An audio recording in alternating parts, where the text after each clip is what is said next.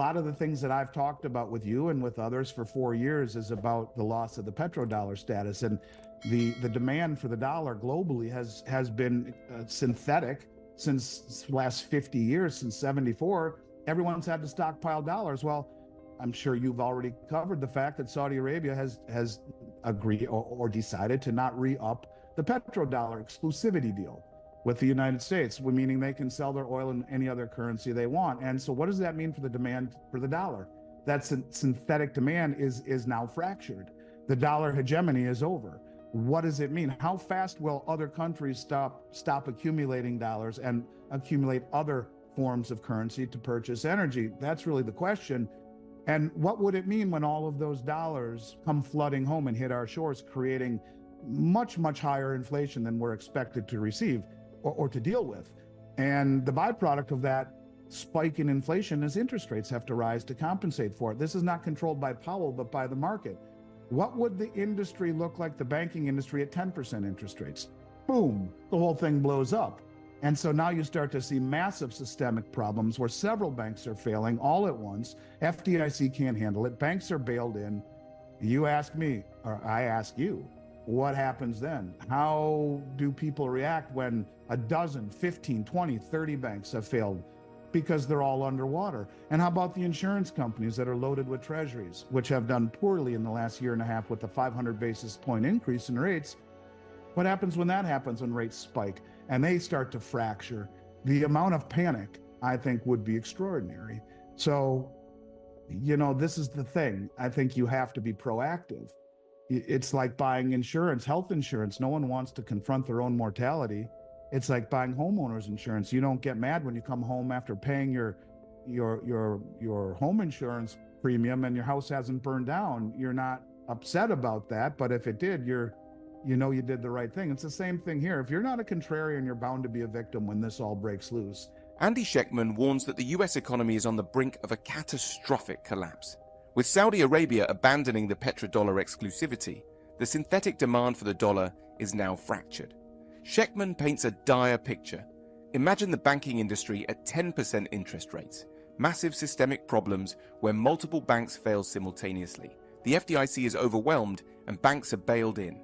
This could lead to a domino effect, causing widespread financial panic and instability. Schectman predicts this will trigger unprecedented inflation, forcing interest rates to skyrocket. The US dollar hegemony is over, and the consequences will be dire. As the rest of the world shifts away from the dollar and towards commodities, the strain on the US economy will be immense. With global financial systems realigning, the traditional safety of banks is now a misconception. And I think the probability of it breaking loose grows by the day. But a modern monetary theorist would want this. They would want a culling of the banks. And that's Lael Brainerd, number 2 at the White House in terms of economic advisory policy. Modern monetary theorist, Rand Point of FedNow, developed the CBDC with MIT. Well, she's really happy that we see bank consolidations. How big does the problem go? What triggers it? Well, that's anyone's guess, but I'll tell you this, I would not want to wait and find out. And that's why I tell people, one place to go is feddirect.gov or fednow.gov. I believe it is. You go directly to the US government and buy treasuries of very, very, very short duration, disintermediating the banks.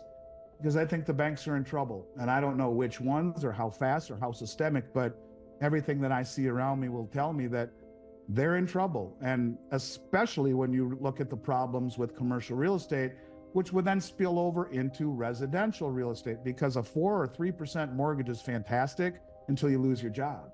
And then what happens? So all of the assets that we value have been blown to sky-high proportions with zero bound federal funds rate for the last 20 years, and easy money created distortions in asset prices.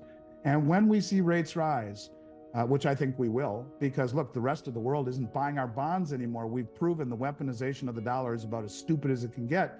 And now we just voted to actually confiscate Russian assets and give them to the Ukraine. I mean, that's about as dumb gets, and almost too stupid to be stupid. And so as the rest of the world buys commodities instead of treasuries, which I believe have become more valuable than the currency you purchase them with, and playing by a new set of rules, you will see rates rise, and the strain that puts on the system, the banks, the commercial real estate, the companies around it, the businesses around it, and the economy at large will start to have systemic effects and reverberate through the entire economy. Yeah, I think that this is not just centered on commercial real estate. It is a symptom of a bigger problem. And when commercial real estate blows up and the banks blow up, then what happens? And so I think you have to look 2 or 3 steps ahead. But Lena, I think it's never been more important to think differently, to be a contrarian, to think outside the box. And safety in the banks is something that is a misconception in my mind. It always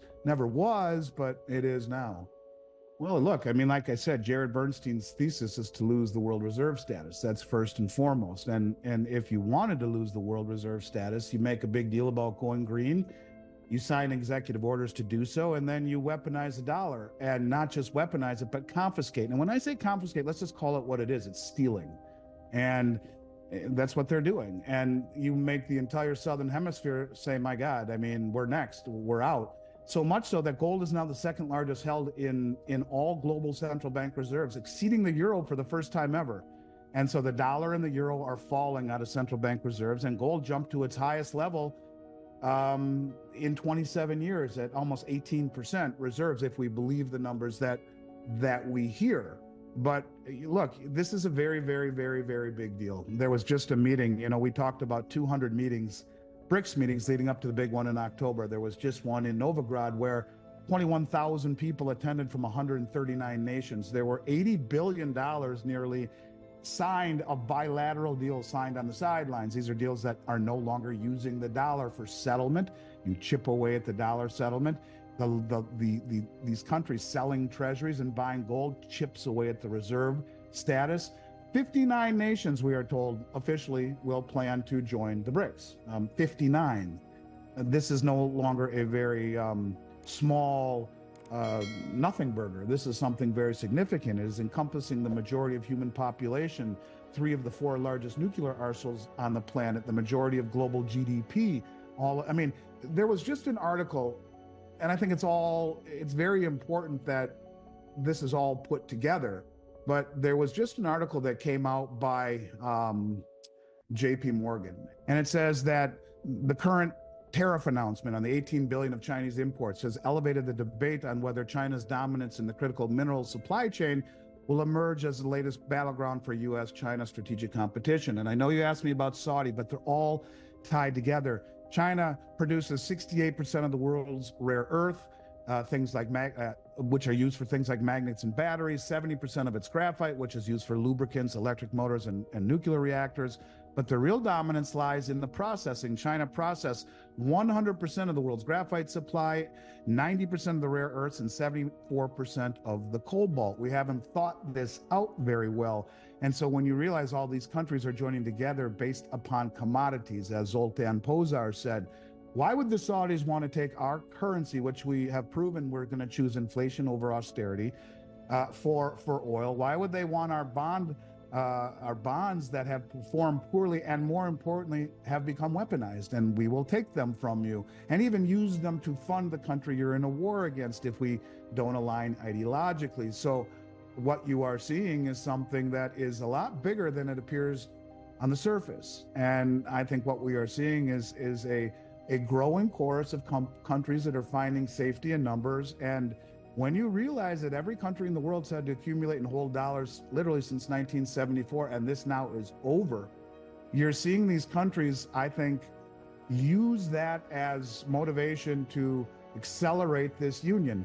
Now, James Rickards has an interesting take on things, and he talks about the reason we haven't seen the common settlement currency yet is because they need to have greater mass. And if indeed you have 50, 60 countries that want to do this, you now have mass. His theory is, regardless of the gold backing of the currency, which it may be, I mean, why else would gold be reclassified tier 1? Why are the central banks buying it the way they are, using the suppression of the Western market to run cover for it, the paper price in essence? But he says, look, there's 10 countries right now, and if they sell with one another, even in a common settlement currency, those 10 countries are the only ones that will accept it. So how do you go shopping if you only have 9 other countries to choose from? Well, if you have 50 or 60 countries on board, now you have 50 or 60 countries that you can buy goods and services from. You have the majority of human population, of global GDP, of military might, all of the shipping lanes and the natural resources. They are doing this very methodically. They are thinking this out very seriously. They've also officially applied to Project Enbridge. And I know you've talked about that before. I've talked about it. It came out in 2021, and Project Enbridge is a very big deal. Project Enbridge is a joint central bank digital currency cross-border payment system that was developed by China, Hong Kong, Thailand, and the United Arab Emirates. And I've been saying for a while now that I think gold and oil have been remonetized completely and totally. They are being used as money, viewed as money, more important than the dollar bills that buy them.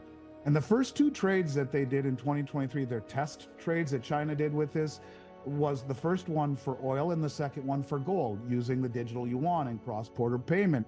Well, now you have, as of June 5th, Saudi Arabia has joined a China-dominated central bank digital currency cross-border trial in what would be another step towards less of the world's oil trade being done in dollars.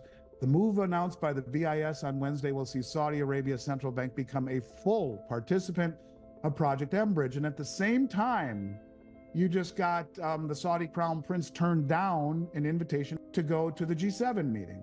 So he's strengthening his ties with the BRICS, joining the Belt Road with all the other OPEC countries, joining the BRICS New Development Bank, joining the Shanghai Cooperation Organization, no longer selling oil just for dollars and making that very well known. Joining Project Enbridge. I mean, you can see little by little by little, they are entrenching themselves with this portion of the world that, you know, and now they're saying we don't want to go to the G7 meeting and use as an excuse for it. You can see this is real. And what is the significance when they finally, there's a theory out there called Project Sandman. I don't know if you're familiar with it or not, but Project Sandman is basically, and I don't know how much veracity we put into it, but 150, 175 countries that have agreed to dump the dollar and the treasury all at the same time. When that is, what is the trigger? Don't know. But by not renewing the petrodollar deal, I would say that's a pretty damn big trigger, if you ask me.